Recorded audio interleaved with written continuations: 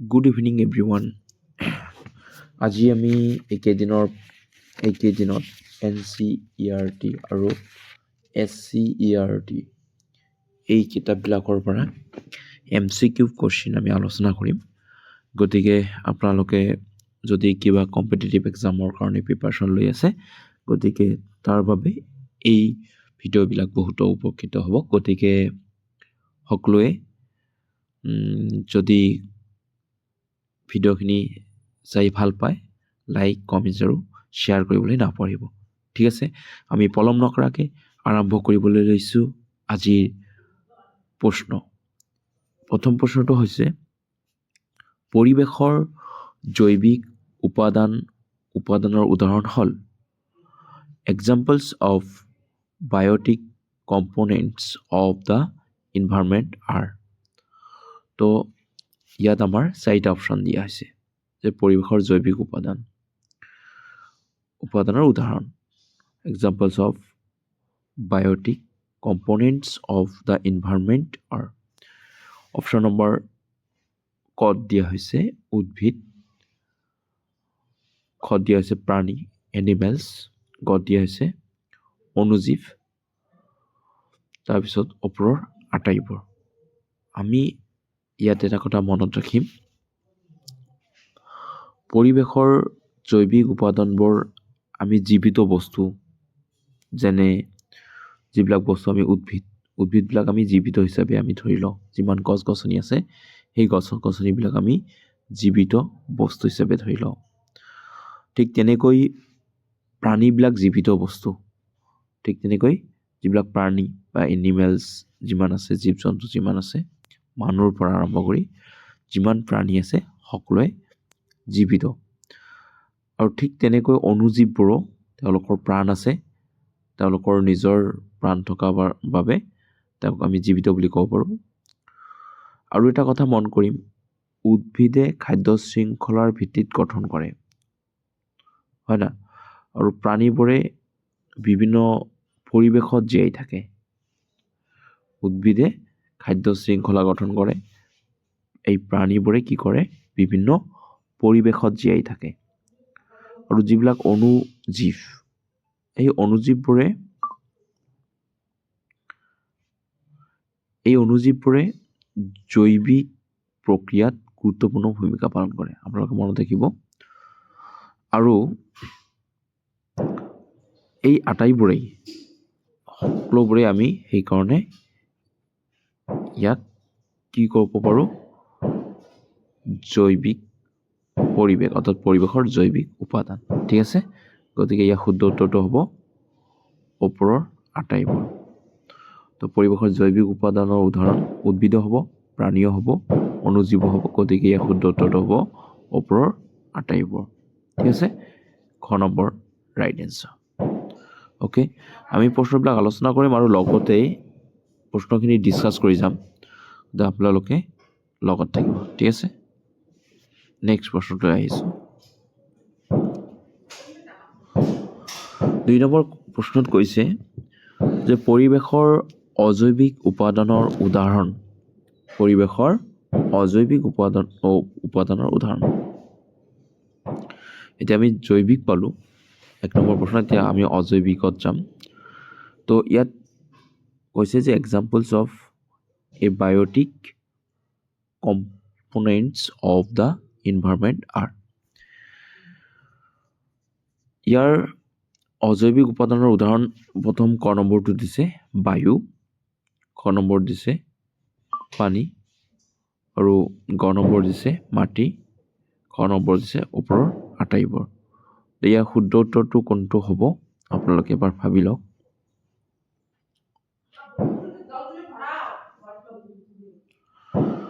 পৰিৱেশৰ এটা কথা মন কৰিম, আপোনালোকে নিশ্চয় ভাবিলেই অজৈৱিক। এতিয়া উত্তৰটো আপোনালোকে ভাবিছেই, তথাপিও মই কৈছোঁ যে পৰিৱেশৰ অজৈৱিক উপাদানবোৰ হৈছে জড় বা যিটো নিৰ্জীৱ বস্তু। ঠিক আছে, যাক আমি জড় বুলি কওঁ। অৰ্থাৎ জড় বস্তু কোনবিলাক? লৰচৰ কৰিব নোৱাৰা যিবিলাক বস্তু, বা নিৰ্জীৱ, যিবিলাকৰ প্ৰাণ নাথাকে যিবিলাকৰ। যেনেকুৱা বায়ু, যেনেকৈ বায়ু, পানী, ৱাটাৰ, ঠিক তেনেকৈ চইল, ঠিক তেনেকৈ আমি এই তিনিওটা উপাদানেই কিন্তু আমি তাৰ প্ৰাণ নাই বা নিৰ্জীৱ, বা আমি তাক জড় বুলিও ক'ব পাৰোঁ। সেইবিলাক বস্তুৱে কেতিয়াও লৰচৰ কৰে যদিও তেওঁলোকৰ নিজা প্ৰাণ নাথাকে। বায়ুৰো প্ৰাণ নাথাকে, ঠিক তেনেকৈ পানীৰো প্ৰাণ নাথাকে, আৰু মাটিৰো প্ৰাণ নাথাকে, বা সেইবিলাক জড় বস্তু। গতিকে সেইবিলাক আমাৰ প্ৰশ্নৰ মতেই যে পৰিৱেশৰ অজৈৱিক উপাদান বুলি ক'ব পাৰোঁ এইবিলাকক। আমি কি উপাদান বুলি ক'ব পাৰোঁ? অজৈৱিক। গতিকে ইয়াৰ শুদ্ধ উত্তৰটো হ'ব ওপৰৰ আটাইবোৰ। গতিকে ইয়াৰ খ নম্বৰ হ'ব শুদ্ধ উত্তৰ। ঠিক আছে, আপোনালোকে বুজি পাইছে? আমি এতিয়া নেক্সট প্ৰশ্নলৈ যাম।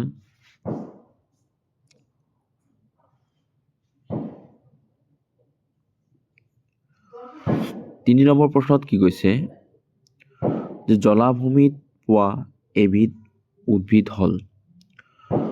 জলাভূমিত পোৱা উদ্ভিদ one plant found in wetlands is. ইয়াৰ ক নম্বৰ অপশ্যনত দিছে নল অৰ্থাৎ ৰিড, খাগৰি অৰ্থাৎ কেন, ডেকিয়া অৰ্থাৎ ফেৰ্ণ, ওপৰৰ আটাইবোৰ। তো জলাভূমিত যিবিলাক পাওঁ সেই জলাভূমিত পোৱা উদ্ভিদবোৰ আপোনালোকে নিশ্চয় বুজি পাইছেই। ইয়াৰ উত্তৰ কি হ'ব পাৰে?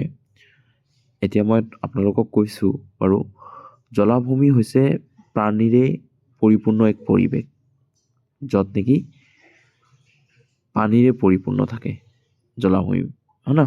যে আমি এতিয়া নদী ক'ব পাৰোঁ, হ্ৰদ ক'ব পাৰোঁ, সাগৰ ক'ব পাৰোঁ, মহাসাগৰ ক'ব পাৰোঁ, সেইবিলাক পানীৰে পৰিপূৰ্ণ। য'ত নেকি নল, সেই নলবিলাকে বা নল থাকিব পাৰে, তাত খাগৰি থাকিব পাৰে। ঠিক আছে, নলটো আপোনালোকে গমেই পাইছে নলটো কি বস্তু, খাগৰি, আৰু যাক আমি ঢেকীয়া বুলি কওঁ। সেই আদি সকলোবোৰ বস্তুৱে, ঢেকীয়া জাতীয় বস্তু আদি সকলোবিলাক বস্তুৱে কি হয়, ভালকৈ এই উদ্ভিদবোৰে ভালদৰে বাঢ়িব পাৰে।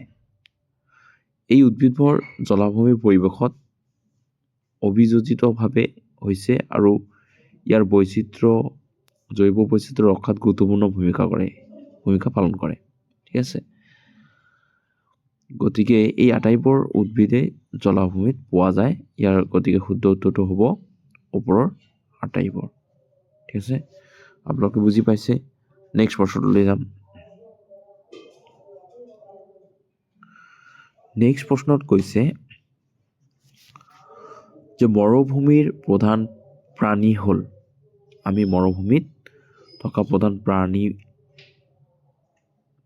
কোনটো হ'ব আপোনালোকে চাই লওক এবাৰ। ইয়াত কৈছে the main animal of the desert is.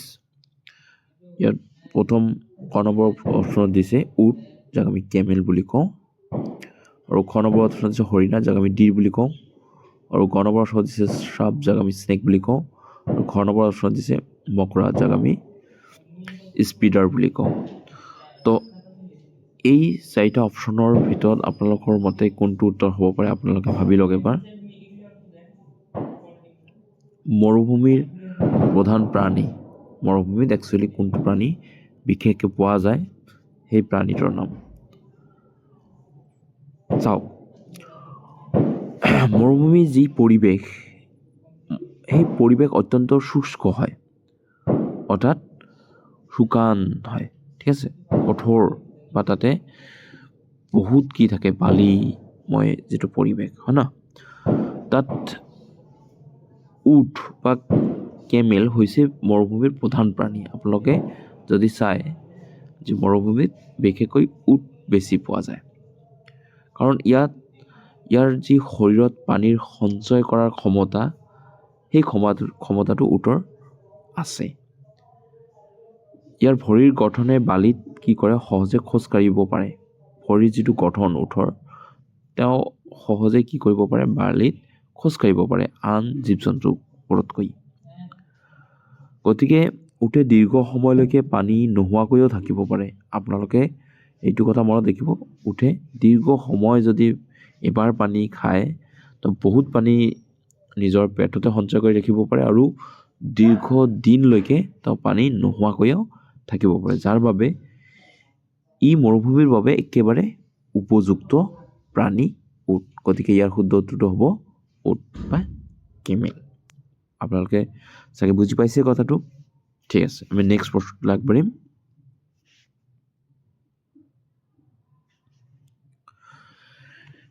Next প্ৰশ্নটোত কৈছে যে শীতৰ পৰিৱেশত জীয়াই থকা এবিধ প্ৰাণী হ'ল an animal that lives in cold environments is।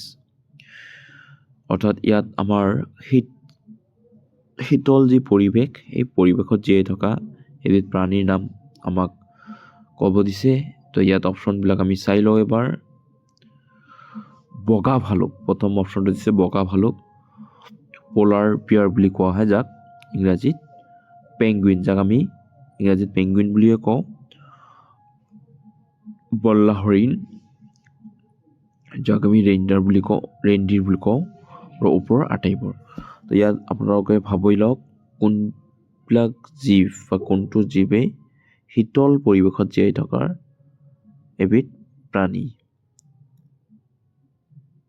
আপোনালোকে ভাবক উত্তৰটো। ঠিক আছে, এতিয়া মই কৈছোঁ, আপোনালোকে চাওক।